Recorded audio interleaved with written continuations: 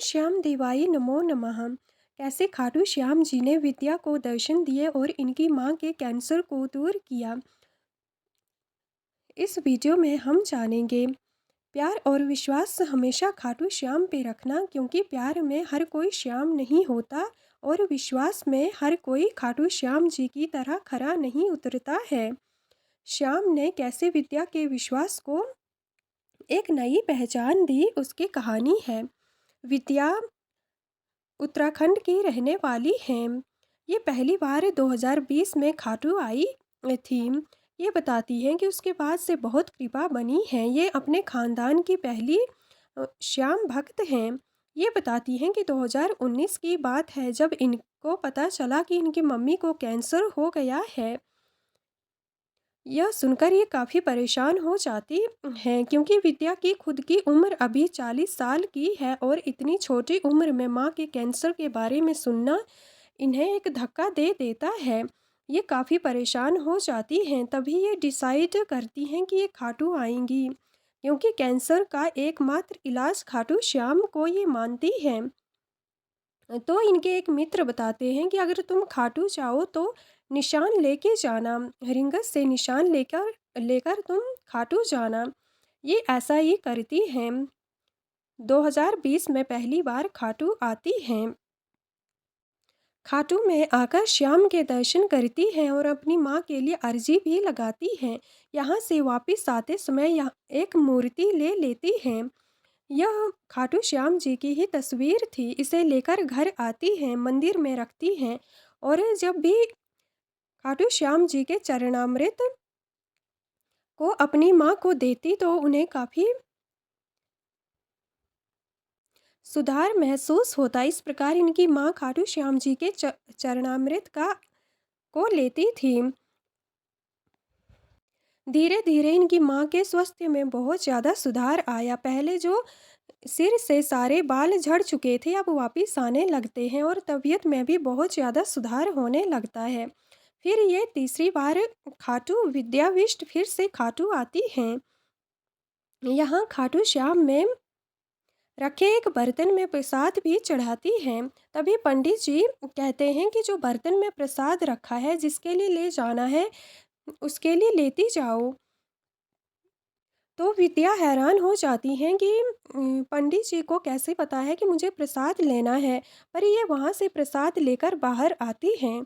बाहर कुछ बुजुर्ग महिलाएं दिखाई पड़ती हैं, जिन्हें ये दोनों में थोड़ा थोड़ा प्रसाद देने लगती हैं। पर ये भूल चुकी थी कि जब दर्शन कर रही थी, पहले इन्हें खाटू श्याम जी को प्रसाद चढ़ाना था। ये नहीं चढ़ा पाती हैं और बाहर आकर बूढ़ी महिलाओं को प्रसाद देने लगती हैं। तभी पीछे से कोई आवाज़ देता है, हमें नहीं दोगी? यह सुनकर विद्या पीछे मुड़ती है और देखती है कि कोई आदमी खड़ा है, जिसने पीले रंग की धोती और वस्त्र पहने हैं। इनकी सांवली मूरत है, गले पे एक प्यारा सा तिल बना है, घुंघराले बाल हैं। विद्या प्रसाद की तरफ देखती है कि प्रसाद तो काफ़ी थोड़ा सा बचा है। उसमें से एक डोने में थोड़ा सा प्रसाद निकालकर ये इन्हें दे देती हैं और कहती हैं, हाँ बिल्कुल ले जाओ। और मन में सोचती हैं कि ये तो बिल्कुल जुबान है और मुझसे प्रसाद मांग रहे हैं, मैं बूढ़ी औरतों को दे रही हूँ। पर फिर ये एक बार श्याम फिर कहते हैं कि एक दो और दे दीजिए। श्याम कहते हैं, एक दो और दे दीजिए अपनी अर्धांगिनी के लिए। विद्या हैरान हो जाती है कि इस जमाने में अर्धांगिनी कौन बोलता है, पर यह सोचती हैं कि शायद कोई ज़्यादा ही श्रद्धा भाव का इंसान है, तभी इस प्रकार बातें कर रहा है। विद्या कहती हैं, आपको मैंने दे दिया है प्रसाद। तब ये कहते हैं कि लक्ष्मी जी के लिए दे दीजिए, ये तो उनके लिए है, थोड़ा सा मुझे भी दे दीजिए।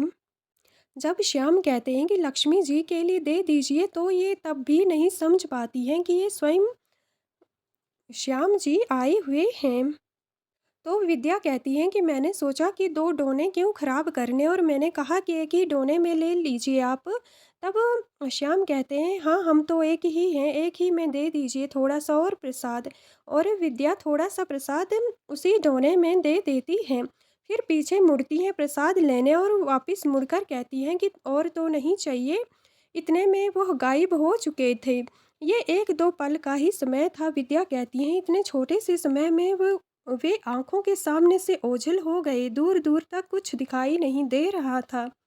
कुछ ही पलों में वे गायब हो गए। पर विद्या अभी भी नहीं समझ पाती हैं कि ये बाबा ही उन्हें मानव रूप में दर्शन देने आए थे। बाबा तो प्रेम के बंधन में बंधे हुए हैं, और अगर भक्त प्रसाद चढ़ाना भूल जाए तो खुद ही लेने आ जाते हैं। पर विद्या कुछ समझ नहीं पाती है, और जब खाटू से वापस घर आती हैं, घर में किसी को नहीं बताती हैं। उ उनकी जान-पहचान के एक उनके गुरुजी थे, आध्यात्मिक गुरुजी, जो इन सब बातों में बहुत आगे थे। तो उनके पास जाती हैं, उन्हें बताती हैं कि हम मेरे साथ खाटू में एक घटना घटी है, आप बता सकते हैं वह क्या था? जब वे ध्यान लगाते हैं तो कहते हैं, आपको साक्षात त्रिलोकीनाथ ने दर्शन दिए हैं, आपको साक्षात त्रिलोकीनाथ के दर्शन हुए हैं। विद्या आपसे साक्षात त्रिलोकीनाथ प्रसाद लेने आए थे। यह सुना जैसे ही विद्या ने यह सुना तो वो उसकी आंखों से आंसू बहने लगते हैं।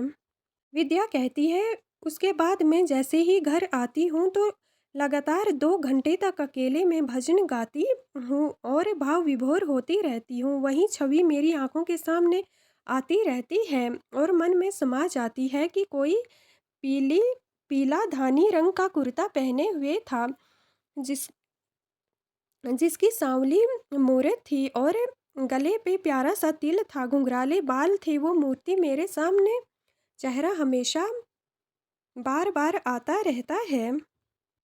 विद्या एक और घटना बताती हैं। ये कहती हैं कि इनकी जेठानी ने इनके हस्बैंड पर कुछ करवाया था, जिसकी वजह से वे इन्हें तलाक दे रहे थे। इनके हस्बैंड पुलिस में हैं, तो वे इन्हें तलाक दे रहे थे, परंतु विद्या ने तलाक लेने से सीधे मना कर दिया और खाटू श्याम जी से अर्जी लगाई।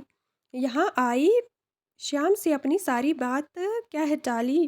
श्याम ने विद्या और इनके हस्बैंड के बीच में जो बातें बिगड़ रही थी उन सबको संवार दिया, और आज ये पूरा परिवार बिल्कुल खुशहाली भरा जीवन जी रहा है।